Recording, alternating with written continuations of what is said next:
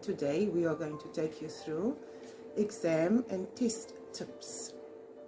Before we start, you need to have studied, you need to have done revision, and you need to have done all of the exercises that to build up to the exam.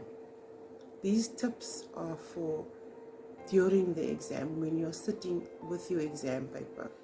Step 1. Okay. When you receive your answer sheets, make sure that your name and surname, your grade, and the subject appear on the page. You need to write that down because there's none so frustrating as getting an exam paper, answer sheet, and there's no name on it. Okay.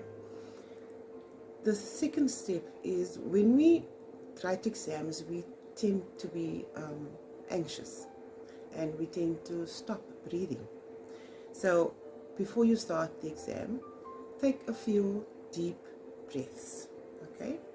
In by the nose and out by the mouth. 2 or 3 would help you relax, okay? Then step 3,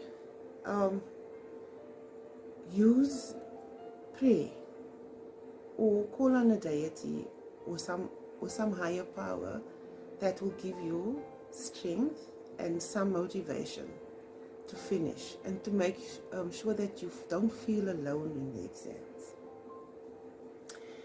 Then let's start with the exam paper. You look at your question paper, you go through it, you read through it, and you mark all the exam questions that you do know, and you mark them with an X. And the questions that you do not know, you mark them with a 0 or an O.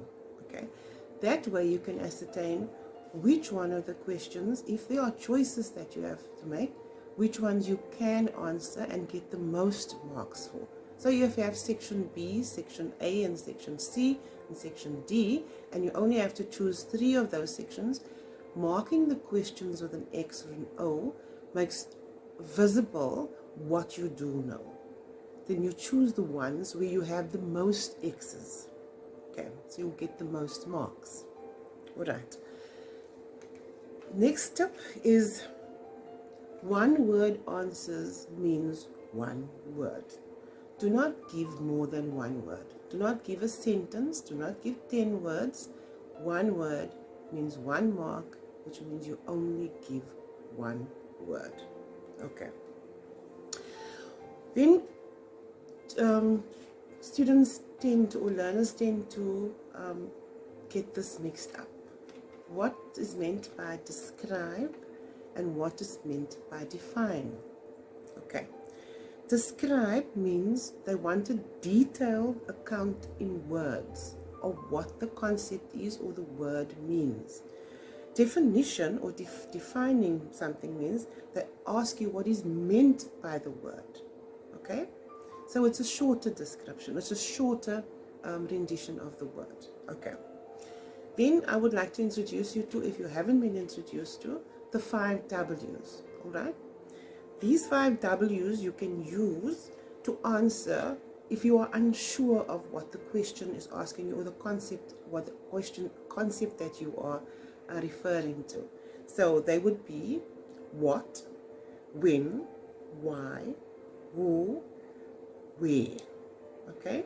And if you had answered these 5 questions plus and how, then you have 6 answers that you could possibly give to the specific question.